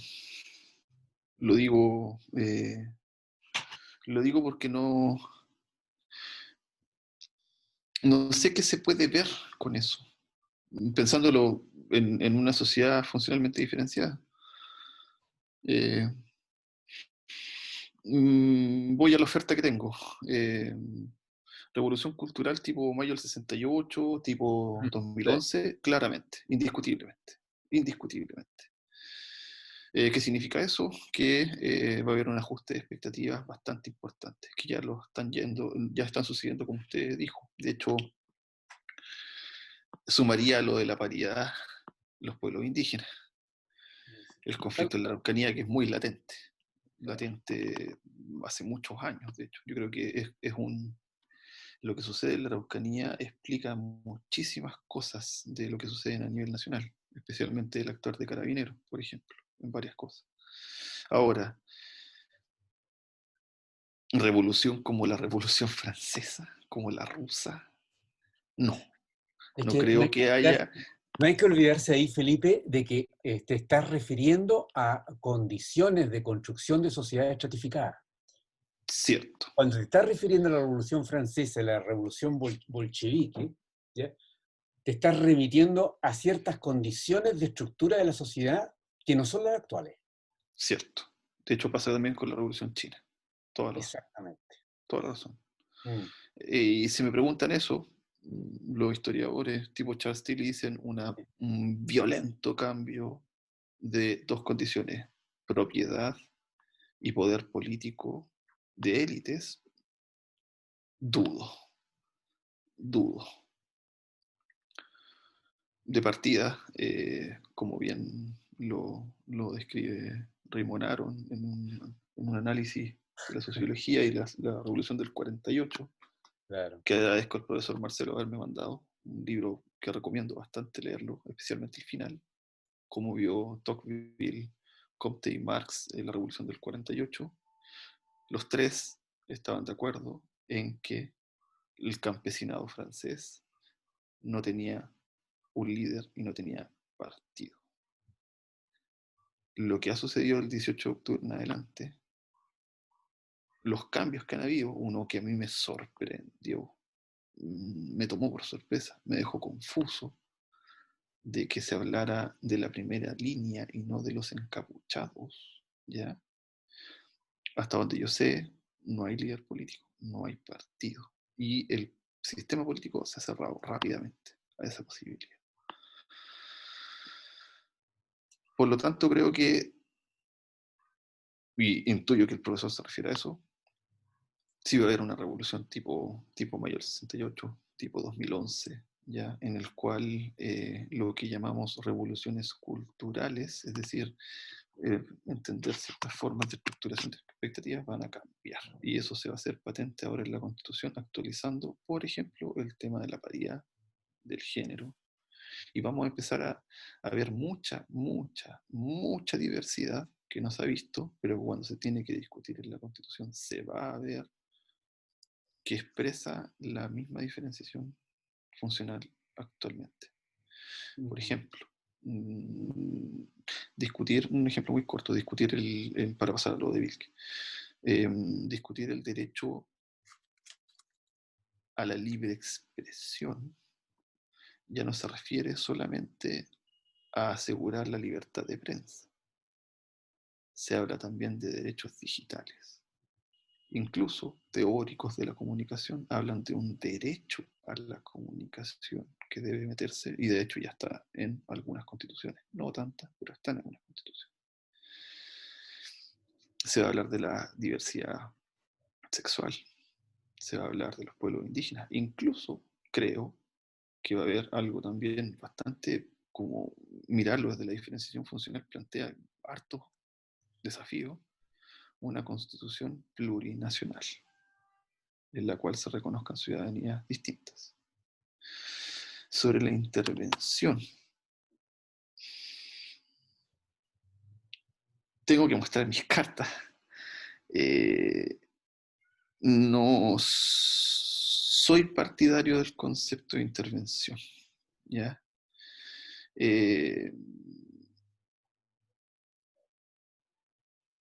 creo que Luhmann al final de su vida tuvo críticas bastante interesantes a lo que era el intervenir, ¿ya?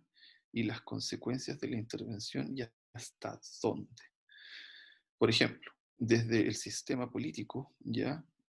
Teoría política de bienestar y otros textos señalan que si la intervención política se regula políticamente y en un Estado de Derecho debe atenerse las reglas, ¿ya? La pregunta bueno, ¿y dónde quiere usted venir usted entonces? En el arte, en la medicina, etcétera. Y la pregunta también sería, es que, ¿qué va a intervenir usted? ¿Que la educación se oriente hacia la pedagogía y la didáctica? ¿O va a intervenir las organizaciones que realizan esas funciones y programas? ¿Usted va a intervenir que, como Pol Pot, que dejó de pagar en dinero? ¿Ya? Una de las cosas que a mí me sorprendió cuando estudié historia era eso. Pol Pot abolió el dinero, ¿ya? Y buscó abolirlo. Sabemos las consecuencias. Si no las saben, les pido que la lean. Entonces, es intervenir, pero ¿en qué? Y siempre creo que, claro, se debe ver a nivel de organizaciones. Y otro problema es que aquí no me quiero alargar. Si los sistemas son diferenciados y construyen sus propias expectativas y sus propios problemas y contexturas, contextura significa ciertas determinado ordenamiento de valores verdadero y falso, en que la siguiente contextura tiene otros. No sé bien a qué se refiere con intervención. Ahora, si lo ubico en Wilke, que él para Alemania entiende que el Estado alemán genera una estructura de ONGs a las cuales les paga y las va supervisando para que vayan resolviendo distintos problemas, ¿ya? Y ahí se entiende como intervención, es decir, identifica un problema el Estado, genera un llamado, vienen varias ONG, compites entre ellas, una se gana un contrato por cierta cantidad de años, es supervisado el dinero público que se le entrega y esa ONG interviene. Sí, funciona en varias cosas, indiscutiblemente. Pero la cantidad de volumen de dinero que significa, de profesionalización de la burocracia, ¿ya? Y de procesos de revisión, me vuelven algo escéptico. De hecho, pensemos hasta dónde las superintendencias, que es la forma de regulación que tienen variados sectores en Chile, parece que no funciona del todo bien. O los problemas que se generan expectativas que se deberían resolver, no los resuelven. Ya, muchas gracias Felipe. Ya para ir finalizando voy a leer dos comentarios y también ya las últimas preguntas del público. El profesor Sergio Pignoli envía saludos a ambos desde Buenos Aires y pregunta, ¿era necesaria una reflexión sobre la coyuntura chilena? Dice. Me gustaría hacer una pregunta. ¿El neoliberalismo es una semántica o hay una semántica política centrada en el tema del modelo y el neoliberalismo es un descriptor secundario dentro de la semántica del modelo? Me pregunto esto en función del peso del enfoque monetarista de la balanza de pagos en la ciencia económica y las dificultades que presentaría tanto asociarla como disociarla de las semánticas políticas en general y de la neoliberal o del modelo en particular.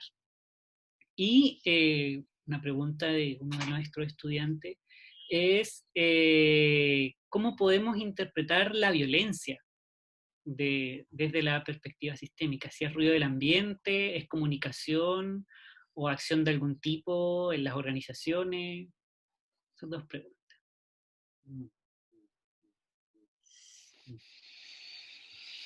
Yo creo que no sé qué pensará Felipe, ¿no? Pero yo, es decir, creo que lo insinuó en algún momento.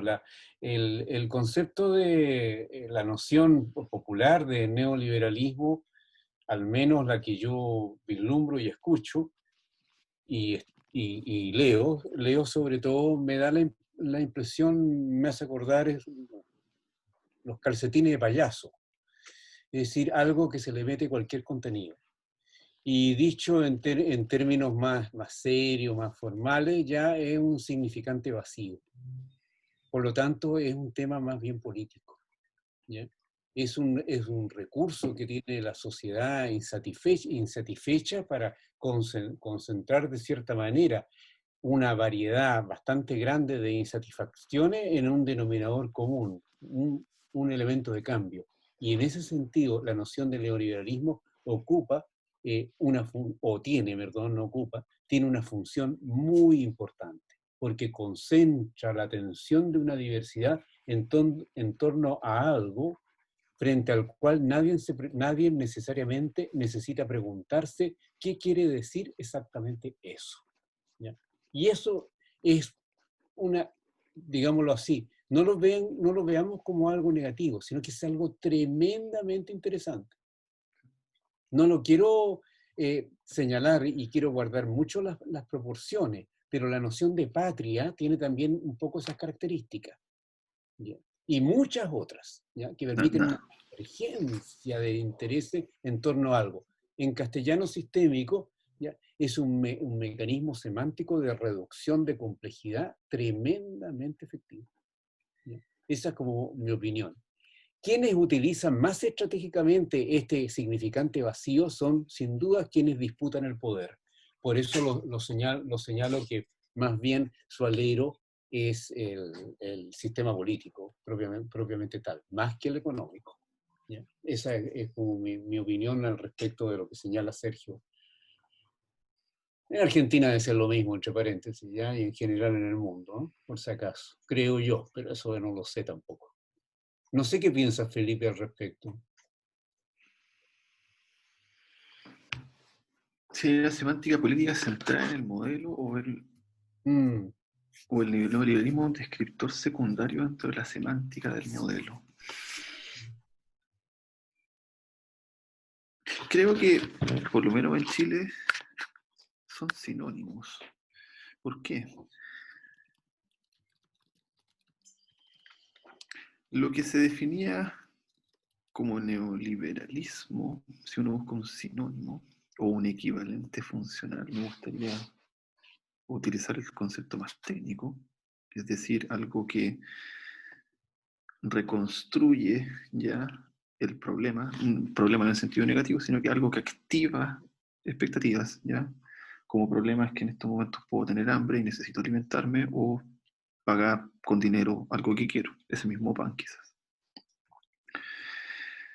Problemas contingentes con soluciones contingentes. Es economía social de mercado, por ejemplo. Algo que a mí me sorprendió, se le llama a la economía alemana economía social de mercado. Y en Chile se ocupaba el concepto. Mi tesis de pregrado yo la hice de cómo se hizo la Constitución del 80, ¿ya? Y en esa época se hablaba de sociedad libre, pero no en el sentido de libre como sociedad democrática en oposición al socialismo, sino que sociedad libre como la que mejor pone las condiciones para que el individuo explote su propia libertad. Creo que son equivalentes funcionales. Ahora, como dijo el profesor, claramente que cuando digo neoliberal pienso en la estructura, o lo que intenté explicar ahí, en la estructura económica, que es más o menos mundial.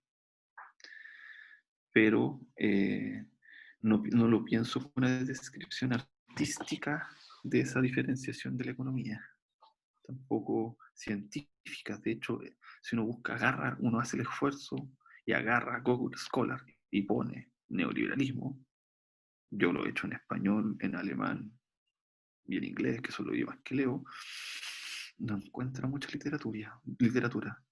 No digo que mala o buena, no, digo que no mucha, ¿ya? Con lo que busca Google Scholar y cómo lo ordena, ¿ya? Por lo tanto, sí estoy de acuerdo con el profesor de que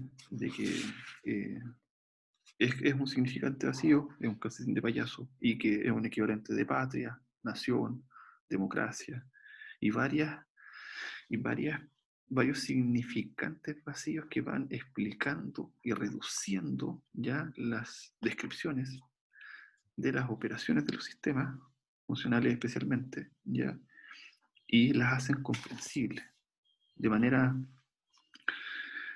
bien, bien extraña, como decías. De hecho, si uno pregunta en 2 vueltas, tú lo has estudiado harto los metodólogos, ¿ya? Y insiste en preguntar qué entiendes tú por neoliberalismo, automáticamente empiezan a arreciar irritaciones, ¿ya? Cuando alguien habla también de nación, ¿pero a qué te refieres? Cultura también. No, es que en realidad es su cultura, por eso se comportan así. Ya, pero ¿qué entiendes por cultura?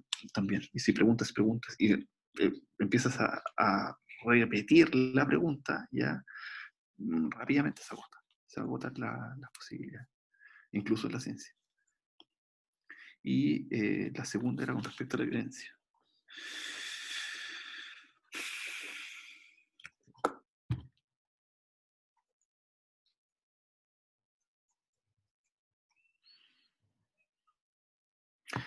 Violencia en términos sistémicos significa, ya voy a ocupar la definición del libro para trabajar sobre ella, en que la comunicación es capaz de acoplarse al cuerpo, ¿ya? Y la violencia refiere al poder en tanto me reduce posibilidades y su conexión comunicativa permite ya reproducir reflexivamente esa tematización del poder, ¿ya? ¿A qué me refiero? Si voy caminando por la calle y le pongo un palo en la cabeza a un tipo, ¿ya? Lo que va a suceder ahí, en continuación de eso, ¿ya? No va a tener efectos comunicativos más allá de segundo orden, va a llegar a la prensa, lo va a comunicar, etc. Ahora, si se hace en términos de poder, de que ofrezco, como a los niños, come pollo o arroz, o sea, pollo o arroz, no hay una tercera opción. Y él dice pollo, yo tengo poder. Si me dice que quiere comer caramelos, ya me está negando mi pluralidad de opciones, ¿ya? ¿Y ahí qué queda? Y ahí viene el uso del poder. Te vas a quedar en tu habitación todo el día. El problema de la violencia es que cuando se ejerce y se obliga la selección, ya no hay poder. No hay. Y se tiene que recomponer, ¿ya? Si lo vemos en términos sistémicos, ¿ya? De que es cierto desde Max Weber y nadie lo pone en duda, ¿ya?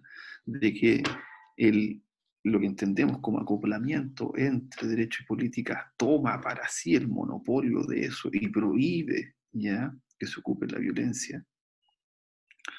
Y de hecho la regula de la manera más compleja. Voy a ocupar solo un ejemplo, porque el problema de la violencia hoy en día es bien, se pierde muy rápido la perspectiva de cómo mirarlo. La violencia contra los niños, ya, que ya no solo se empieza a ver mal y se empieza a salir de las escuelas, sino que se empieza a entender que es necesario tratados internacionales con rango de derechos humanos que eliminen la idea de que el niño es propiedad de los padres y que lo pueden golpear. Incluso estableciendo la expectativa contrafáctica, normativa, de que él o ella tiene autonomía relativa a medida que va creciendo, ¿ya? Y que se tiene que tomar en consideración esa expectativa, o sea, esa autonomía relativa.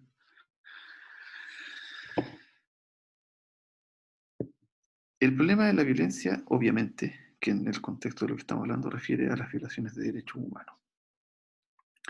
No voy a hablar de qué son los derechos humanos, no voy a hablar de las violaciones de derechos humanos, sino que me voy a ir directamente al problema del uso de la violencia por parte del Estado. ¿Por qué genera un problema y por qué es tan problemático? ¿Ya? Es porque el uso de la violencia en un orden diferenciado funcionalmente debe ser reconstruido, ¿ya? En términos de órdenes y comandos que puedan justificarse jurídicamente en el cual el agente que los realiza está atado al derecho, pero cualquier violación del derecho debe ser reconstruido por el derecho, no por la política. Ejemplo que siempre pasa, o la discusión se ve en Chile. El policía y la policía como organismo es algo bastante extraño, ¿ya? ¿Por qué? Porque recibe órdenes tanto del sistema político como del jurídico, ¿ya? Un fiscal puede, obviamente, no, ordenarle ciertas cosas a carabineros. La policía, el político también, el sistema político le puede dar órdenes a esa organización, hay que entenderlo como una organización. En Chile, ya dicha organización de partida tiene la característica de ser una fuerza militar, que es una gran diferencia. ¿A qué me refiero? El uso de la violencia por un policía cuando se entiende que no está, un policía, un carabinero, cuando no está atada a derecho, su reconstrucción, ya en términos de derecho, hasta el año 2010 los entendía como parte de la justicia militar, juzgado por un tribunal militar, con un fiscal militar, con un juez militar, ¿ya? Entonces, si uno empieza a mirar cómo se reconstruía el mismo sistema y cómo reconstruía las posibilidades de violación del uso legítimo atado al derecho de la violencia, ¿ya? Eran bastante, por decirlo de alguna manera, extraños para una democracia. Extraños, ¿ya? En América Latina de ninguna manera es extraño, que eso es otro fenómeno que se debe discutir obviamente sociológicamente, como en Brasil. Entonces, si el problema es cómo miramos la violencia, ¿ya? De ninguna manera se puede equiparar, por ejemplo, lo que sucedió en el estallido, que son delitos, ¿ya? A lo que es la violencia cuando la ejerce alguien que se atiene al monopolio de la violencia.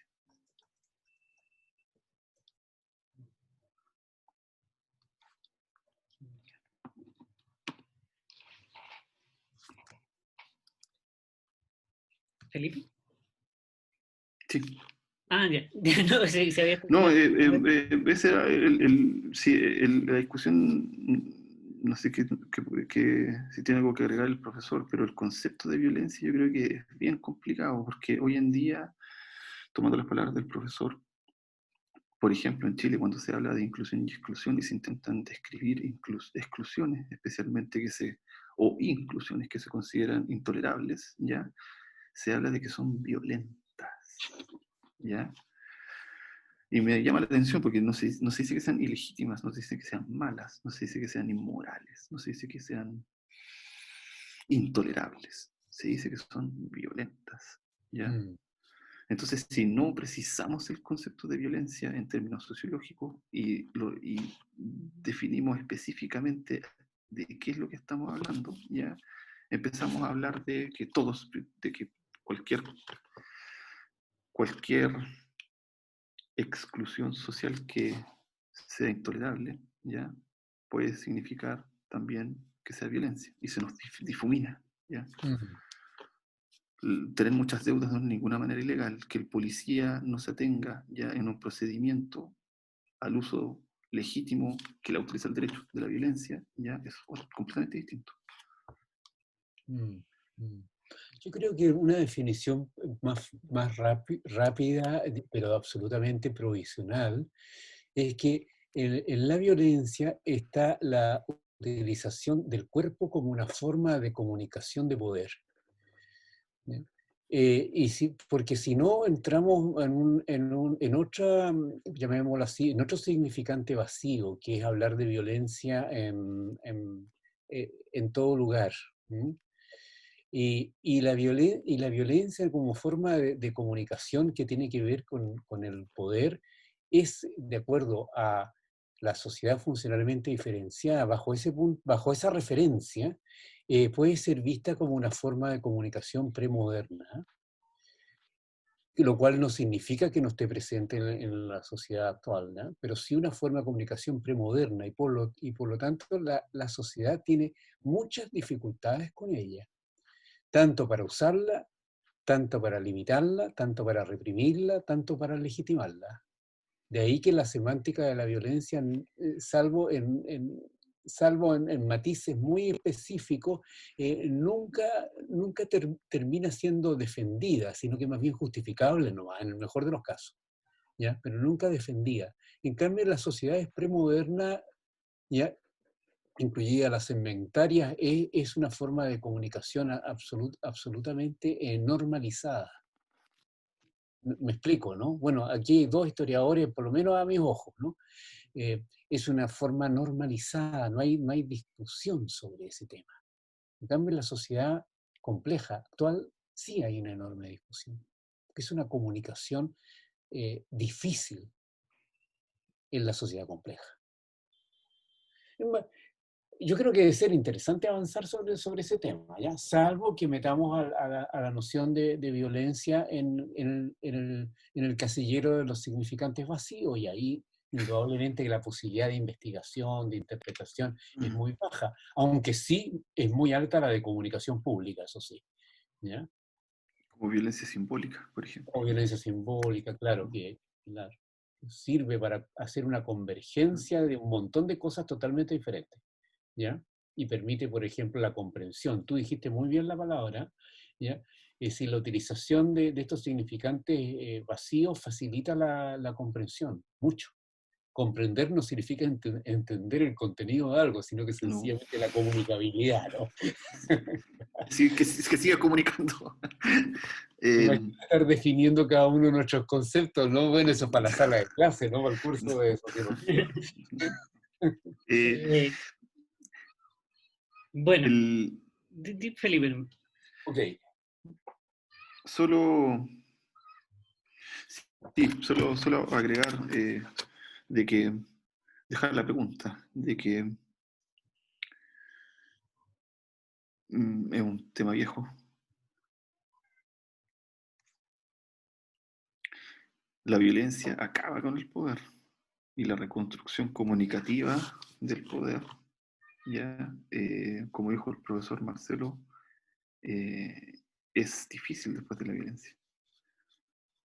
De hecho, él ya no se acaba, ya le pegué, ya lo obligué a elegir, le di la posibilidad. La sanción ya se realizó, devolverse es muy complicado. Y también uno puede hacerse la pregunta de hasta dónde lo que sí podemos llamar como violencia pone en cuestión el mismo uso y el castigo de confianza del poder. Mm.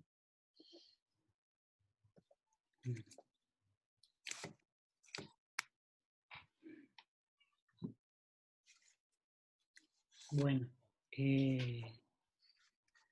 ¿algún otro comentario para finalizar, profesores? Para finalizar, profesor. Si no, bueno, gracias a todos los quienes han participado. Hay varias preguntas que quedaron en el chat, pero ya estamos en el tiempo. Cualquier consulta, pregunta, están nuestros contactos. Pueden visitar también nuestra página web. Este va a ser el primer actividad de los diálogos de la complejidad. Pronto vamos a tener una segunda actividad, cual van a estar todos invitados nuevamente. Y vamos a tratar el tema de la pandemia desde la perspectiva sistémica. Y eso, espero que haya sido un aporte para todos ustedes y nos estaremos viendo en una próxima oportunidad. A nombre del Comité Académico del Programa de Magíster en Análisis Sistémico, agradezco tanto al profesor Marcelo Arnold como al profesor Felipe Pérez y a todos los asistentes por acompañarnos esta tarde. Así que muchas gracias.